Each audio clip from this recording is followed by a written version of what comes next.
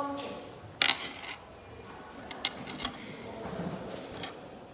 hay ciertas características con respecto al funcionamiento del aparato genital femenino, ¿verdad? Se dice que el funcionamiento del aparato genital femenino está limitado en el tiempo, desde la menarca hasta la menopausia, y es cíclico. Ese funcionamiento genital cíclico es debido a los cambios hormonales que mensualmente y de forma constante se producen en el cuerpo de la mujer. Y la menstruación es el signo más evidente del ciclo menstrual. ¿Por qué nosotros llamamos menstruación? La menstruación es la pérdida sanguínea que aparece de forma periódica, o sea, mensualmente, que se origina en la mucosa uterina, en el endometrio, ¿sí?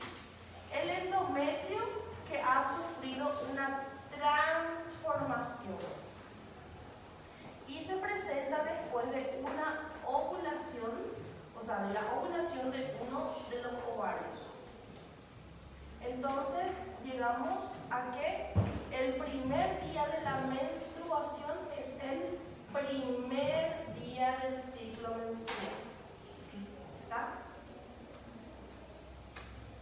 Ahora bien, vamos a ir viendo cuáles son las características clínicas normales de la menstruación, ¿sí? En cuanto al ritmo, la menstruación tiene lugar en forma periódica. Todos los meses las mujeres menstruan, ¿sí? En el 80% de los casos de las mujeres sanas aparece, el ritmo va de 28 a 30 días, ¿sí? Y existen desviaciones, ¿verdad? O sea, ¿hasta cuánto tiempo se puede atrasar una menstruación o cuántos días se puede adelantar? Entonces, las desviaciones que son consideradas fisiológicas, que son consideradas normales, son de un mínimo de 21 días y de un máximo de 35 días. ¿Qué quiere decir eso? Que máximo mi menstruación se puede atrasar 35 días y mínimo cada 21 días me puede aparecer, ¿sí? Si pasa 35 días, ¿sería una? No, una oligomenorrea, ¿sí? Una oligomenorrea. ¿Por qué? Porque el intervalo entre una menstruación y otra es más de 35 días, ¿sí? Sin embargo, si yo menstruo cada 21 días, es normal todavía, pero si menstruo cada 20 días, yo ya debo considerar como una polimenorrea, ¿sí? Polimenorrea. ¿Por qué? Porque hoy menstruo, termina en 10 días y dentro de 10 ya otra vez estoy menstruando. ¿Está bien? Oligomenorrea, ¿sí? Muy bien. Entonces, eso en cuanto al ritmo. Entonces, ¿cuáles son las desviaciones consideradas normal? Hasta 35 días y hasta 21 días, ¿sí? Muy bien. En cuanto a la duración media de la menstruación es de 3 a 5 días aproximadamente, ¿verdad? Pero ¿cuánto es la cantidad mínima de días que debe durar la menstruación? 2 días. ¿Y hasta cuántos días puede durar la menstruación? Hasta 7, ¿sí? Hasta 7 días, ¿verdad? Estamos hablando de duración de la menstruación, ¿sí? Porque otra cosa sería la cantidad. Hay veces que uno menstrua 3 días, pero un chorro, ¿verdad? Y hay veces que menstrua varios días, pero poquito a poquito. O sea, depende mucho de otras patologías o de otras situaciones que acompañan a que hay que ver en esa mujer.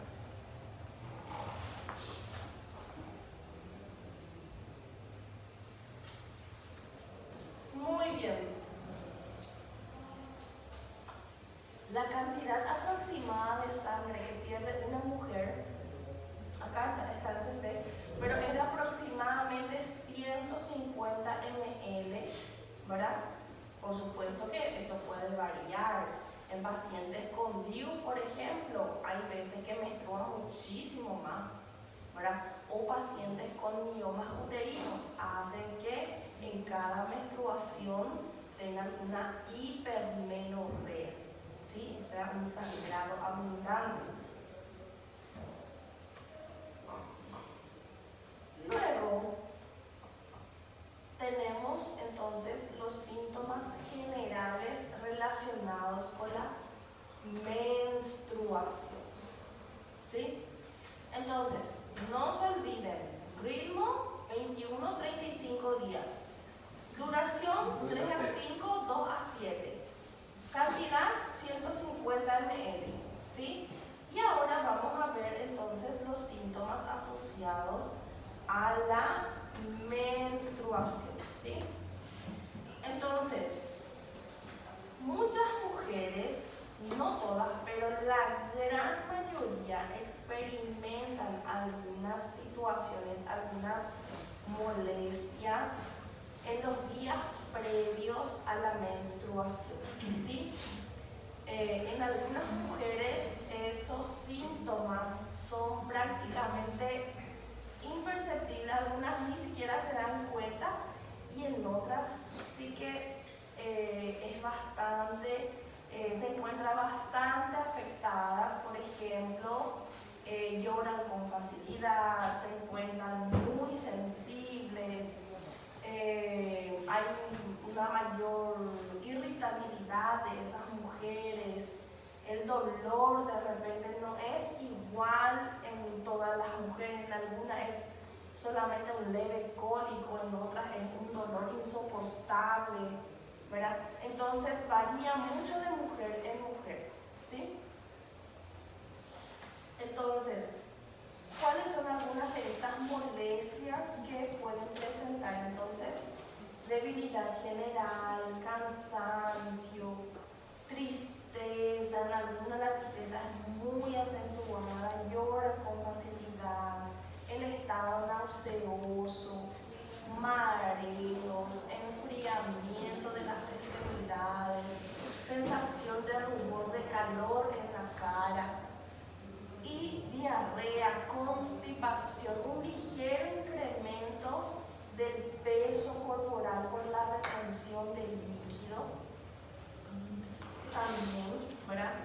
En algunas mujeres se ha visto que incluso puede aumentar y intensificarse el olor del sudor y también el aumento de peso que ya dije, ¿verdad? Y muchas otras cosas, ¿verdad? O sea que esto es real, realmente hay mujeres que se encuentran muy afectadas en esos días previos a la menstruación, ¿verdad?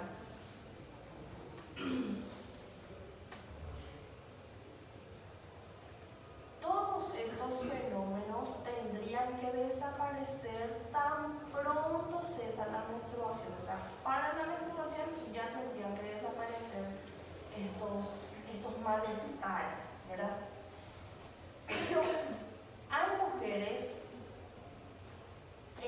que desarrollan lo que Frank describió, este síndrome al que él llamó tensión premenstrual, ¿sí?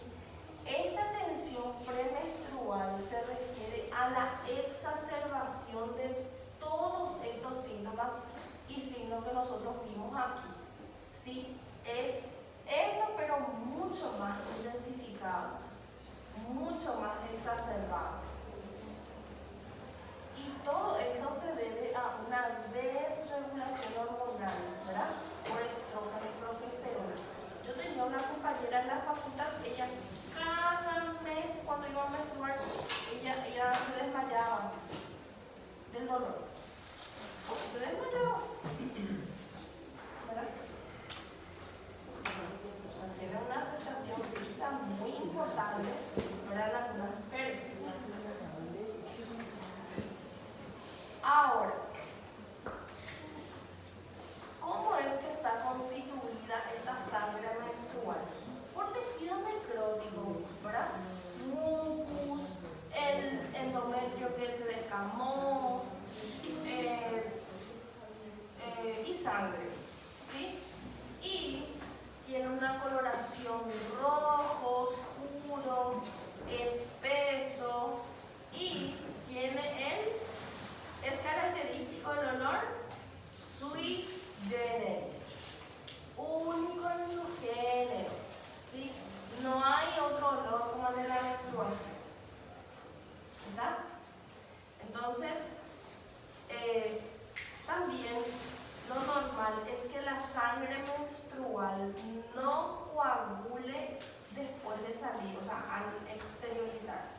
¿sí? Esta sangre menstrual no coagula en el interior de la cavidad, o sea, sí se coagula en el interior de la cavidad uterina, pero gracias a la acción de una enzima, al salir o al exteriorizarse, entonces esa sangre ya sale como líquido. Y lo que es característico, porque ¿qué es lo que pasa cuando nosotros tenemos una herida? Sangramos un chorro y después se coagula la sangre. Eso no ocurre con la sangre menstrual. La sangre menstrual es líquida, sigue siendo líquida al salir afuera, ¿sí? Entonces eso es otra característica de la sangre menstrual, ¿sí? Muy bien, entonces características normales, sepan características normales, ¿sí? 21 a 30 días, repetirla, 21 a 35 días, 2 a 7 días, sui generis, color rojo oscuro, no coagula en el exterior, 150 ml, ¿sí? Y la tensión premenstrual, ¿verdad? Que es la exacerbación de todos esos malestares que solemos tener periódicamente. ¿Verdad? Entonces, eso, con respecto a la menstruación.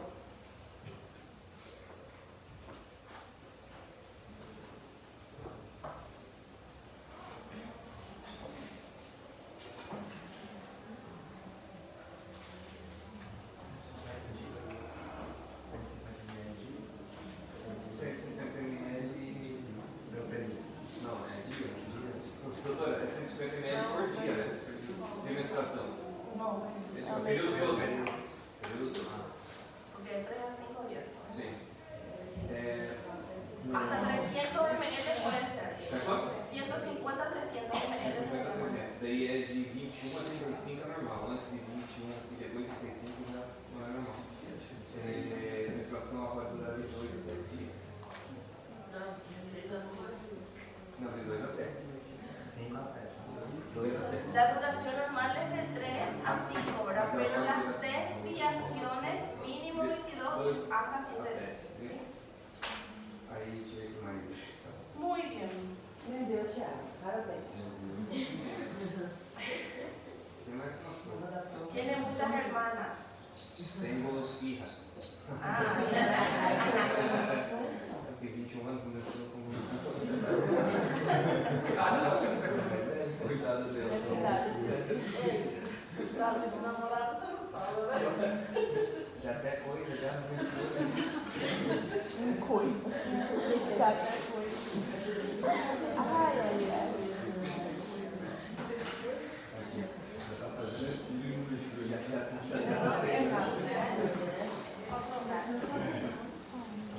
Estas charlas son muy importantes con nuestros hijos. Yo, por ejemplo, a mi hijo tiene 4 años y yo la charla que doy con mi hija, por ejemplo, la menstruación, yo también hablo con mi hijo, ¿verdad?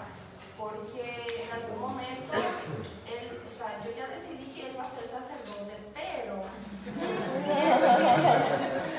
se pone rebelde y quiere casarse, ¿verdad? Entonces, a lo mejor va a tener hijas o va a tener su esposa, ¿verdad? Y tiene que conocer a su compañerita, ¿verdad? Entonces, tenemos que compartir también estas charlas con nuestros hijos varones. Ellos tienen que saber que esto es normal. Encima, hoy en día con todo esto del bullying, imagínense, la compañerita se accidenta. Y ellos tienen que saber que existe, que es normal. Entonces, así. Muy bien. Porque hoy en día me parece que es mejor compartir estos temas que ellos descubran por sí solos, ¿verdad? No sabemos más qué hacer. Es mejor compartir estos temas. Muy bien. Entonces, ya que empezamos a estudiar a las embarazaditas, vamos a hablar un poco hoy la vez pasada estuvimos viendo cuáles son algunos cambios que pueden presentarse. No es que pueden presentar, que se presentan por los cambios que ocurren en el organismo de una mujer cuando apenas ella comienza el embarazo, la entrada grande. Muy bien. Desde el momento en que una mujer se entera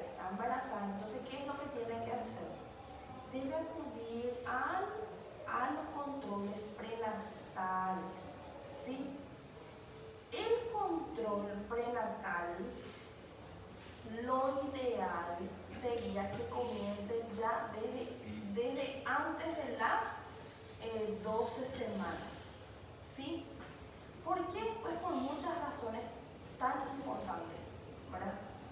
Primero, porque en el caso de ser necesario, en el caso de que la paciente tenga alguna patología asociada a su embarazo, es hipertensa, es diabética, es obesa, es cardiópata, nosotros ya vamos a poder derivar a esa paciente a otro centro de mayor complejidad o a otros profesionales, ¿verdad? Y el manejo va a ser mucho más adecuado y que cumpla los requerimientos para cada paciente. Bueno, entonces, también, por ejemplo, es muy importante empezar antes de las 12 semanas, porque ustedes, ¿qué es lo que nosotros vamos a ir solicitando a las pacientes en el transcurso de los controles prenatales? Las ecografías, ¿verdad? La primera ecografía que se hace en la paciente antes de las 12 semanas, esa es la que más nos va a ayudar a calcular la edad gestacional más aproximada, ¿sí? Y también entre las 11 y las 13 semanas, acuérdense que hay que solicitar la ecografía morfológica, ¿verdad? Se hace la solicitud de la ecografía morfológica. ¿Para qué? Para descartar las cromosomopatías, por ejemplo, el síndrome de Down, las trisomías, ¿verdad? Entonces, si la mujer empieza su control prenatal después de las 15 semanas, ya no hay caso de solicitar, por ejemplo, la ecografía morfológica, ¿verdad? Entonces, muchas cosas se pueden evitar si es que las mujeres hacen un buen control prenatal, É o elevador, normal.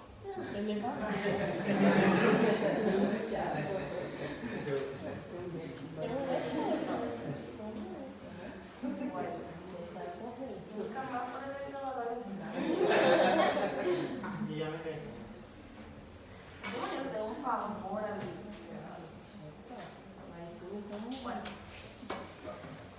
muy bien. Entonces, ¿para qué? El carnet perinatal, vamos a ir primero por el control prenatal. ¿Sí? Muy bien. El control prenatal. El control prenatal tiene 4 requisitos. O sea, es eficiente cuando cumple estos 4 requisitos. Esto ustedes tienen que saber, se les va a preguntar siempre dónde van, ¿sí? ¿Cuáles son esos requisitos de un control prenatal eficiente? ¿Sí? Tiene que ser precoz o temprano. ¿Qué significa precoz o temprano? Lo antes posible. La mujer sospecha un embarazo y ya debe acudir a su control prenatal, ¿sí? En lo posible antes de las 12 semanas ya, ¿sí? Periódico o continuo, que tiene que ser mensualmente. No es que la mujer viene una vez nomás para ficharse y después ya nomás viene para parir. No, tiene que haber un seguimiento. Bueno, te veo dentro de un mes, me viste dentro de un mes, bueno, te veo dentro de 15 días, entonces tiene que haber un seguimiento, tiene que ser continuo. Completo o integral significa que nosotros tenemos que hacer que ese control prenatal sea de calidad. De nada te sirve que la mujer tenga 15 controles prenatales y no se le haya detectado una hipertensión del embarazo. Y al final, a las 39 semanas, te viene con una preeclampsia o una eclampsia. O de nada te sirve tener 15 controles prenatales y no recibió tratamiento para la diabetes. O de nada te sirve tener 15 controles prenatales y no fue programada su cesárea. Una cuádruple. ¿Cuántas cuádruples cesáreas anteriores yo recibí en trabajo de parto? ¿verdad? A las 40, 41 semanas te llegan dobles, triples cesáreas anteriores. Eso no puede pasar. Entonces, de nada sirve que el control prenatal sea rico en cantidad, pero no en calidad. Entonces, si viene a las 8 semanas una paciente con antecedentes de cesárea por preeclampsia, bueno, vos ya tenés un antecedente. Esa paciente tuvo una cesárea anterior porque era hipertensa. Lo más probable es que en este embarazo también vuelva a desarrollar hipertensión y peor. Entonces, a esa paciente vos no le vas a decir vení dentro de 2 meses o vení dentro de cuando vos quieras. Le vas a querer ver más de seguido. Para la tranquilidad de tus coronarias, entonces le vas a querer ver, bueno, dentro de 15 días quiero que me traigas este resultado. Dentro de 15 días quiero verte para controlar tu presión. Quiero ver qué tanto estás respondiendo a la medicación, ¿verdad? Otro manejo va a tener esa paciente, ¿sí? Cada paciente, cada gestante es un mundo, ¿sí? Cada paciente va a tener un control personalizado de acuerdo a su situación, ¿verdad? Entonces, eso es lo que significa completo. Si vos ya tenés una paciente con antecedentes de hipertensión, pues bueno, ¿qué es lo que te toca? Investigar qué tal mantiene su presión en la casa, ¿verdad? Le vas a solicitar que controle su presión todos los días por una semana. O sea, vas a investigar el comportamiento de su presión arterial. Le vas a solicitar una ecografía Doppler a las 11 semanas para ver si hay alguna resistencia de las arterias uterinas, para ver si hace un notch, y si hay un notch ya a las 11 semanas significa que esa paciente es o tiene factor de riesgo para preeclampsia ya cuando esté determinado o antes incluso. Entonces, las cosas van a cambiar una vez que vos estés sospechando, no, esta paciente es una paciente de alto riesgo. Entonces, nosotros acá en los hospitales públicos tenemos consultorios de alto riesgo, se llama, ¿sí? En los consultorios de alto riesgo atienden ginecólogos, ¿sí? En los controles prenatales normales van las embarazaditas que son normales, que no tienen factor de riesgo. Pero una vez que vos sospechás una patología o vos sospechás que esta paciente puede complicarse más adelante, entonces esa paciente es derivada al consultorio de alto riesgo para su manejo correspondiente. ¿Ah? Muy bien. ¿Y qué significa que sea extenso o de amplia cobertura? Que tiene que abarcar, todas las mujeres deberían de tener acceso a los controles prenatales, ¿sí? Y hoy en día realmente ya no hay excusas, porque incluso en el interior del país hay muchísimos puestos de salud con personal capacitado para la evaluación de las gestantes. Y en el caso de que ellos consideren necesario, incluso pueden remitir a centros de mayor complejidad. Ustedes van a escuchar en su paso por los hospitales una cierta cantidad de barbaridades, no porque queda lejos, no porque no tenía quien me lleve, no porque hecho pelota llega la embarazada y después tiene que hacer magia, ¿verdad? Hoy en día ya no existe excusa, hay personal distribuido en todos los lugares, en los sitios más alejados del país. Muy bien. ¿Cuánto es la cantidad mínima de consulta? Hasta hace poco, hasta hace unos 10 años, un poquito, más o menos 10 años, la cantidad mínima requerida de controles prenatales era de 4. 4 por lo menos tenés que tener, ¿verdad? Ahora es 5, por lo menos 5 controles prenatales. Entonces, aquellas gestantes que tienen menos de 5 controles tienen control prenatal insuficiente. ¿Está? Y esto más o menos sería la distribución. Bueno, si en el primer control prenatal antes de la 22 y 24, el tercero entre las 27 y 29 y así sucesivamente, ¿verdad? Pero esto va a depender del tipo de pacientes que ustedes tengan. Si ustedes tienen pacientes hipertensas, diabéticas, no le van a ver dentro de un mes, venir dentro de un mes. No, le van a ver cada 15 días, dependiendo de cómo esté regulando su patología crónica, ¿sí? Porque en el estado gravídico las mujeres descompensan todo. Su diabetes descompensada, su hipertensión quiere ser rebelde, un montón de cosas.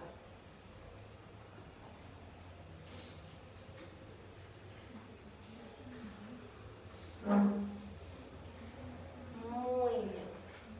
¿Y qué es lo que se hace en los controles prenatales?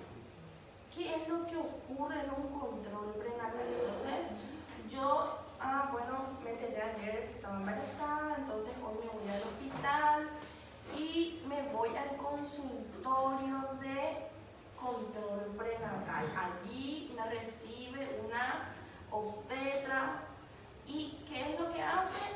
Me pesa, me mide, o sea, la altura, me toman los signos vitales y me hace el interrogatorio.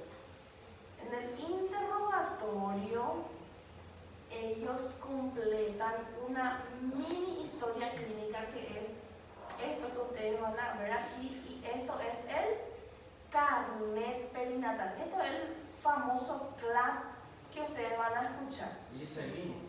¿Qué? Isso é mínimo? É pequenininho desse jeito, né?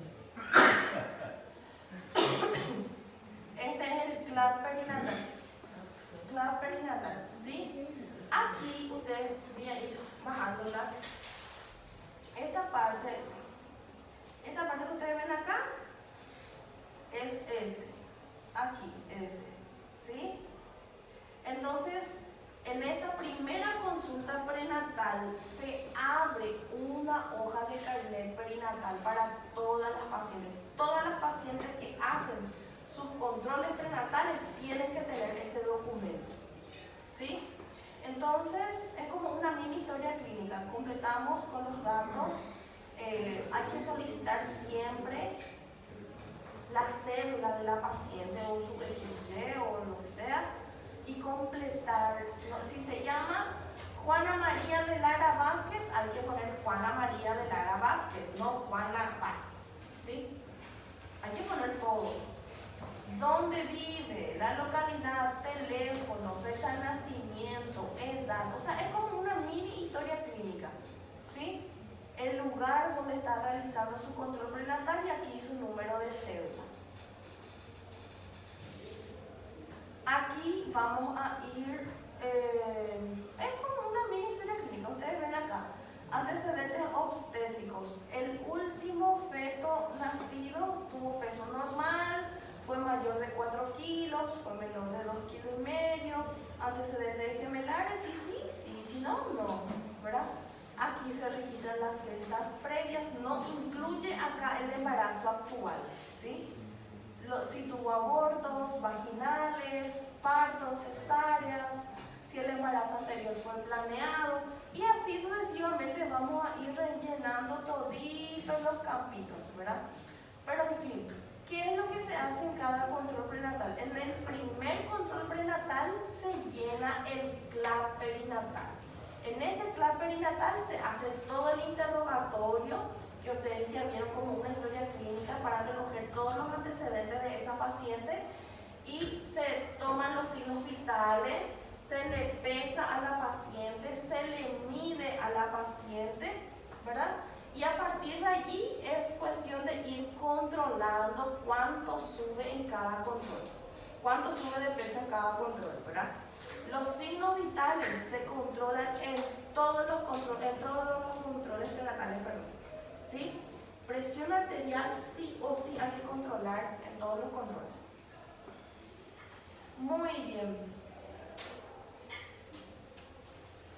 Y también en ese primer control prenatal solicitamos todos los estudios habidos y por haber, ¿sí? tenemos que aprovechar la visita de esa mamá al hospital, ¿sí? Porque nosotros no sabemos si va a ser la última vez que se va a ir ahí, no sabemos cuándo va a volver, ¿verdad? Entonces, ¿qué tenemos que pedir a la paciente? Hemograma, perfiles renal, hepático, crisis, por supuesto la tipificación sanguínea, estudios VIH, VDRL, hepatitis B, TORCH, ¿qué más? La ecografía, ¿sí? La primera ecografía, ¿qué más? Glicemia, electrocardiograma, ¿qué más?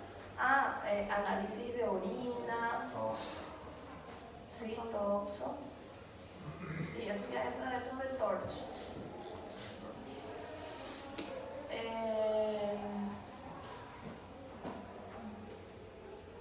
¿Por qué TORCH? ¿Qué es TORCH?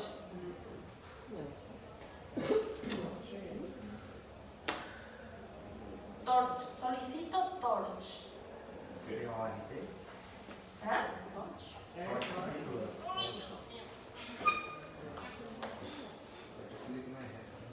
TORCH.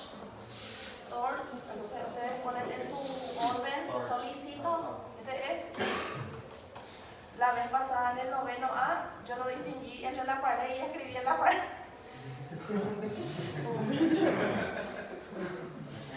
Desastre. Bueno, TORCH. Entonces ustedes van a poner la hora. Solicito TORCH. TORCH de toxoplasmosis.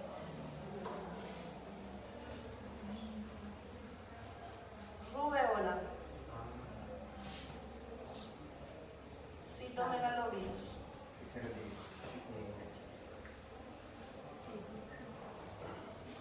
Mesmo elas tendo comprovação vacinal, pede o dela? Herpes. Mesmo tendo comprovação vacinal, pede o dela? Nesse caso, nos casos. Sí, aquí lo que se pide es IgG, IgM, serología de todo esto. Toxoplasmosis, rubeola, citomegalovirus y herpes. ¿Sí? Entonces, por eso lo que es tan importante ese primer control prenatal, pedir todos los estudios, porque en el caso de que alguno venga positivo, ustedes ya pueden hacer el tratamiento oportuno, ¿sí? Porque estos, dependiendo del trimestre del embarazo, pueden provocar malformaciones, el herpes activo, por ejemplo, en el último trimestre del embarazo puede provocar el síndrome de, no me acuerdo cómo es, ustedes dicen en pediatría, el síndrome de, lo que sí que hay una infección perinatal. Si la mujer está con herpes activo 5 días antes, durante o 5 días después del parto, eso se transmite al feto y puede desarrollar un síndrome que no me viene ahorita su nombre, pero pueden preguntarle en pediatría, ¿verdad? Todo esto se puede tratar y evitar malformaciones, evitar abortos a repetición, ¿verdad? Muy bien.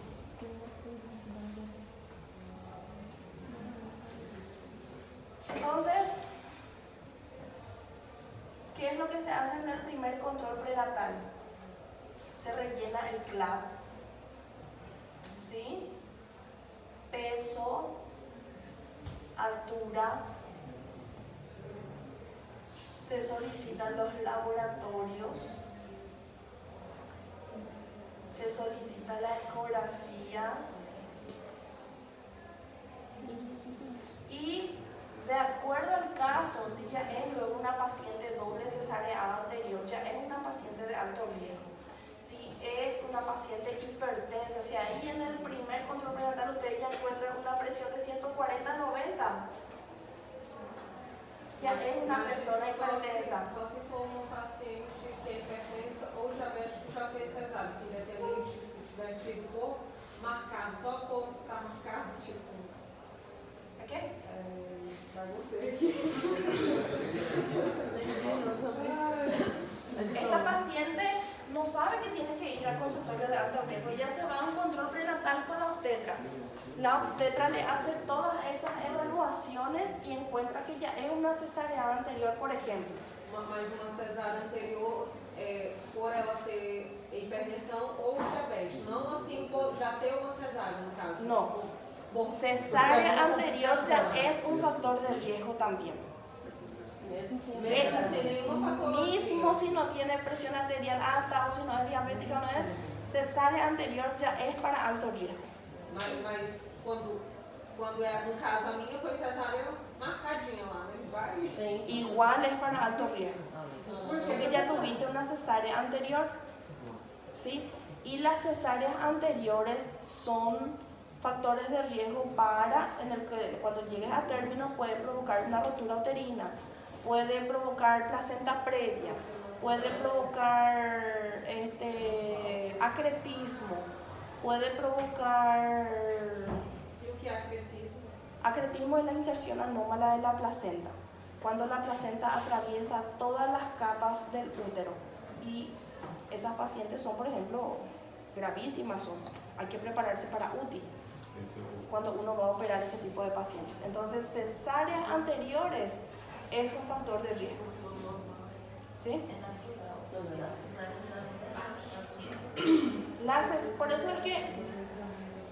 Por eso es lo que hay que tratar siempre de explicarle a las pacientes que la cesárea no es una simple cesárea. Una cesárea te puede provocar 1000 complicaciones en el próximo embarazo. No es que te saca el bebé, y no.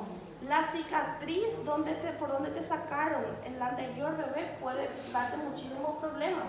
Puede provocar todo eso que yo les dije, placenta previa, acretismo. Si es grande tu bebé puede provocar una rotura uterina. Igual si no es grande puede haber una rotura uterina, ¿verdad?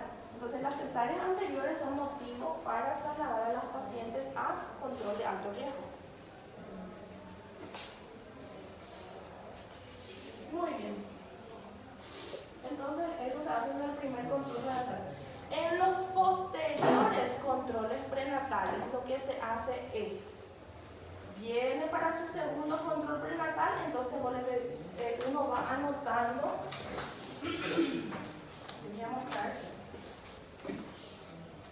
En este espacio que ustedes ven aquí, que es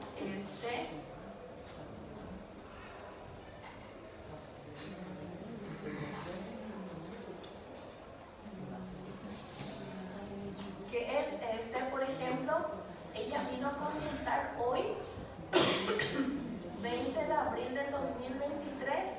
Aquí hay que anotar la edad gestacional del día de hoy. Acá se anota el peso de la paciente de hoy, la presión arterial de hoy, ¿verdad? Y aquí ustedes no ven, pero acá dice altura uterina. Ustedes le van a realizar la altura uterina. ¿Ya vieron todo eso en el práctico, verdad? Sí. La técnica de la altura uterina. Muy bien. La presentación, ustedes le van a realizar la maniobra de Leopold para poder completar estos cuadritos que están acá. Altura, presentación, frecuencia cardíaca fetal, ¿verdad? Y aquí en este espacio ustedes van a ir anotando que es, bueno, solicito hemograma, PCR, y se indica calcio, hierro, ácido fólico o otra vitamina. ¿Está? Entonces, para el siguiente control prenatal, ustedes completan de la misma forma. Y aquí, por ejemplo, en el anterior, ustedes le pidieron orina simple y ustedes vienen, la paciente trae el resultado. Por ejemplo, informa orina patológica, entonces acá se indica ATB, orina patológica. Entonces, en este cuadrito, en esta sección, lo que ustedes van a hacer es ir anotando todas las conductas que tuvieron con esa paciente. Indicaron tal cosa, le solicitaron tal cosa, se insiste con vacuna, y así. Todo se va anotando aquí, ¿sí?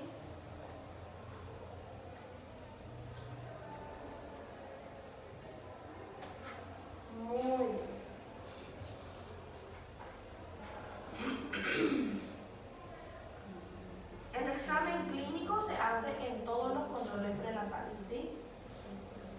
examen ginecológico.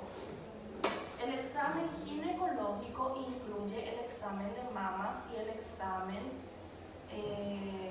de Papa Nicolau, ¿sí? Siempre digo que el examen ginecológico, o sea, el examen de las mamas, deberíamos de tratar de incluir en todos los controles prenatales. Es muy difícil, pero principalmente si estamos en urgencia, porque no hay ese tiempo, no hay esa privacidad para decirle, ¿sabes qué? Necesito revisarte las mamas, ¿verdad? No hay ese tiempo y esa privacidad para realizar el examen de mamas, pero en los consultorios deberíamos de realizar control de mamas, ¿sí? En la embarazadita debemos hacer ese control de las mamas, ¿sí? Para ver qué tal los pezones, de repente ya podríamos dar una charla sobre la lactancia, nosotros ya, bueno, mira, como tenés tu pezón invertido, esto, vos podrías ayudarle haciendo esto, ¿verdad? Entonces nosotros ya le vamos orientando también a esa mamá. El control ginecológico también incluye el examen de cuello uterino, o sea, el Papa Nicolau. No existe una edad gestacional ideal para realizar el Papa Nicolau, ¿sí? Pero lo ideal sería, o sea, sería mejor realizar el Papa Nicolau en las primeras semanas, ¿sí? En las primeras semanas de gestación. ¿Por qué? Pues porque genera menos molestias para la paciente, ¿sí? Genera menos molestias. Y si es que ya hay algún, qué sé yo, un cuello, una cervicitis, nosotros ya podemos tratar también, porque la cervicitis puede también causar abortos o amenaza o partos inmaduros o partos prematuros. Entonces, cuanto antes, mejor, ¿sí? Entonces, ¿qué es lo que yo quiero que ustedes sepan? No existe una edad gestacional ideal, pero cuanto más temprano, mejor, ¿sí? Muy bien, el examen obstétrico, la medición de la altura uterina, el crecimiento y desarrollo fetal, o sea, las maniobras de Leopold, ¿a partir de las cuántas semanas se hacen? A partir de las 24 semanas se hacen las maniobras de Leopold, ¿sí? Entonces, a partir de las 24 semanas nosotros vamos a poder realizar la altura uterina, la medición de la altura uterina. El latido cardíaco fetal ya se podría, a partir de las cuántas semanas se puede realizar la...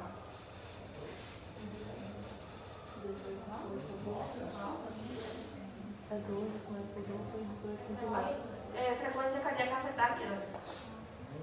12 com Doppler e 18 com o PNAR. 18 semanas com o PNAR e as 12 com o ecodoppler. Sí. Con el ECOSOM. ¿Usted conoce el ECOSOM? ¿Sí? Bueno, el ECOSOM es ese aparatito que parece radio. Depende mucho de qué depende que nosotros podamos escuchar bien los latidos cardíacos fetales. Da posição dele. Depende de la posición, o sea, de cómo esté el feto, sí, también, de qué más depende. Que nosotros podamos escuchar bien el latido cardíaco fetal. Depende también de qué tanto tejido celular subcutáneo tenga la mamá, ¿verdad? Porque imagínense, yo me voy con 8 semanas, con 12, ni jamás van a encontrar la acción, ¿verdad? Pero, entonces, depende mucho del tejido adiposo de la mamá, sí. Depende de la cantidad de líquido amniótico también, sí, porque cuanto más líquido amniótico, más apagado ustedes van a escuchar pero más apagado el latido del bebé, ¿sí? Pero con el ECOSOM se puede escuchar a partir de las 15, 16 semanas, ya se puede escuchar con el ECOSOM, ¿verdad? depende mucho de qué tanto nos favorece la cantidad de tejido celular subcutáneo de la mamá, ¿verdad? En otras va a ser un poco más difícil, pero ya podemos, ¿sí? Muy bien. Pero están muy bien, ¿sí? Entonces, maniobras de Leopold. Algunos escuché 22 semanas, sí, 22, 24 semanas, pero a partir de esa edad gestacional entonces ya hacemos la medición de la altura uterina también, ¿sí?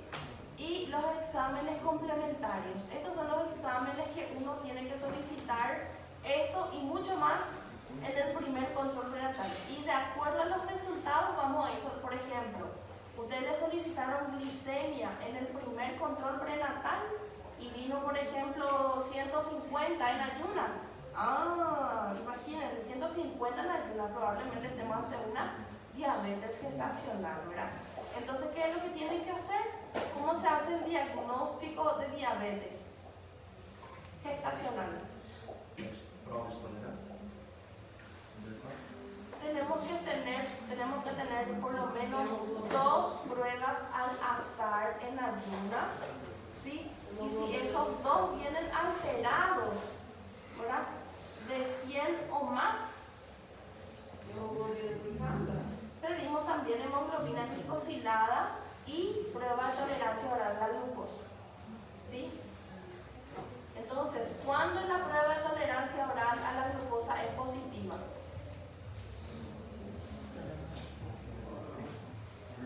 Cuando a las 2 horas de la prueba el valor es de 140 o más. Sí, 140 o más después de 2 horas de procedimiento. Entonces, sí, estamos ante una diabetes gestacional. ¿Sí? Entonces, así, ustedes le piden todo lo que puedan, o sea, tienen que pedir en el primer control prenatal y entonces en el segundo control prenatal vas a venir dentro de 15 días para mostrar tus resultados. Se va con sus resultados. Orina patológica, le indican antibiótico o algún tratamiento para su infección urinaria. Parece diabética, le piden su PTGO y así ustedes van a ir controlando, ¿sí? Y otra cosa, es muy importante también, nunca piensen, no le voy a nomás pedir tal, usted por ejemplo, la paciente por ejemplo refiere palpitaciones o es luego obesa, pero ustedes le quieren pedir ecocardio. No, mejor nomás no le voy a pedir porque no se va luego a hacer, ¿verdad? Jamás deben decir, ¿sí? Tienen que pedir, ¿sí? No es problema de ustedes si la paciente se puede hacer o no, pero en el carnet perinatal, aquí ya va a estar registrado que ustedes le solicitaron a esa paciente ecocardio a las 30 semanas. ¿Saben por qué les digo esto? Porque supongamos que la paciente viene, hace una eclampsia a las 36 semanas, fallece la paciente. ¿Qué pasa cuando fallece la paciente, verdad? Una catástrofe. Una catástrofe. ¿Sí? Cuando ocurre una muerte materna es lo peor que puede pasar. Todo el país se moviliza cuando ocurre una muerte materna. ¿Sí? Vienen los interventores, vienen todo. Se te abalanzan encima. ¿Sí? ¿Qué es lo primero que van a pedir? La historia clínica y el carnet perinatal. Y acá ellos van a empezar a analizar punto por punto quién le hizo el control prenatal en el primer día. Y si sabía que era hipertensa, ¿por qué no se le solicitó tal cosa? ¿Por qué no se le solicitó electrocardiograma? Si la paciente ya tiene antecedentes, ¿por qué? Mira, acá fulana, la doctora fulana le atendió el día tanto y no le solicitó. Ustedes sabían que le tenían que solicitar, pero no le solicitó. Ahí a nadie le va a importar que ustedes quisieron ser buenos y no le pidieron porque creyeron que no iba a poder pagar. No, tienen que pedir. Entonces, si ustedes lo solicitan, ahí está, solicito ecocardiograma o solicito tal estudio. Ah, no, pero mira, acá la doctora fulana le dio tal día y ella ya le pidió y la paciente no se hizo. Entonces, usted ya no tiene la culpa, ya no es culpa de usted que la paciente no se haga. ¿Sí? Tienen que solicitar, ¿sí? Todo pidan. Ya va a ser responsabilidad de la paciente si se hace o no se puede hacer. Então, só se pede se a paciente relatar alguma relacionado cardíaco, se for hipertensa, se for alguma coisa assim, chega e se pede. Sí, hay que pedir. Si vos crees conveniente estudiarle a esa paciente, pedile, ¿sí? Y otra cosa, una paciente, desde el momento en que se entera de que está embarazada, me parece que ya dije, el manejo no solamente debe ser por ginecólogos y obstetras, debe intervenir el clínico, debe intervenir el cardiólogo, debe intervenir el nutricionista, el odontólogo. Todos los especialistas tienen que estar encima de esa paciente, ¿sí? Entonces, si ustedes consideran necesaria la evaluación de esta paciente por cardiología, entonces ustedes anotan aquí, solicito interconsulta con cardiología, ¿sí? Entonces cualquier cosa pasa y se hace la revisión de este documento. Ah, la doctora fulana sí le dio tal fecha y ya le pidió luego una interconsulta. Y ya no va a ser problema de ustedes si la paciente va o no va con esa paciente, ¿verdad? Ojalá se vaya, pero ustedes no pueden estar, ¿verdad? Entonces tienen que escribir todo, tienen que solicitar todo, ¿sí? Hay que tener esos cuidados. Muy bien. Están viendo cómo no es tan fácil hacer consultorio. Estresante es. Y vos estás sentado ahí, pero estresante es, ¿verdad? Porque imagínense, una vida está pasando por ahí.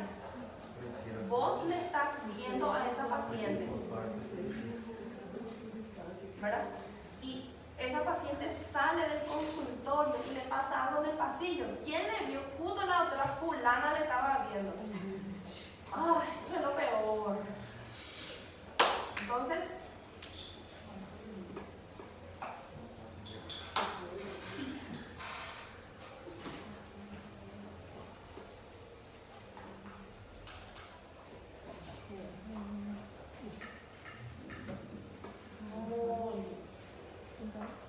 control prenatal, entonces, me parece que tengo acá un... Aparte le voy a pasar a Tiago.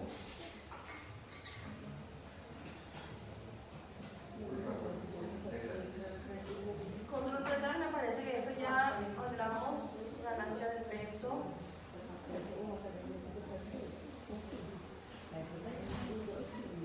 Todos estos cambios se van completando.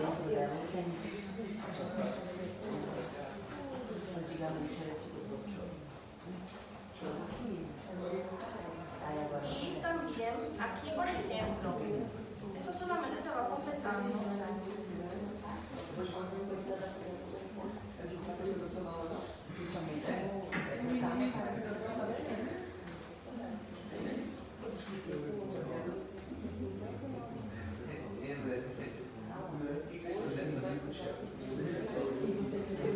Ustedes van a ver que hasta este segmento, hasta aquí, se completa lo que correspondería a los controles prenatales.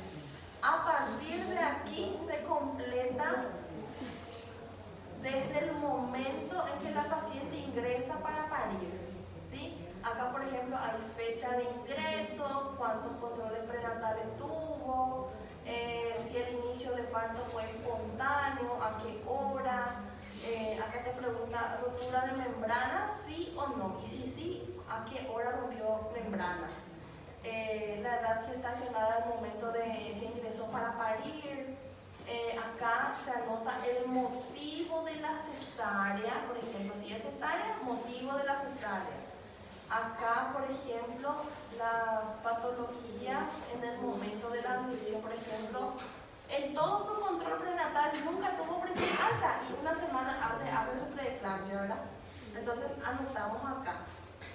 Y acá los datos del nacimiento, la hora del nacimiento, fecha de nacimiento, cuánto pesó al nacer, el sexo, cuánto midió su cabeza, toda la antropometría fetal.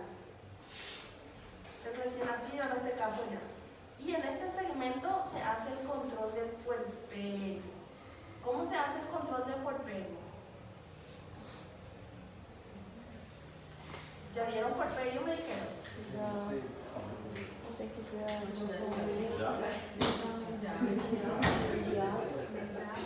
tem que acompanhar a altura uterina. Puerperio já.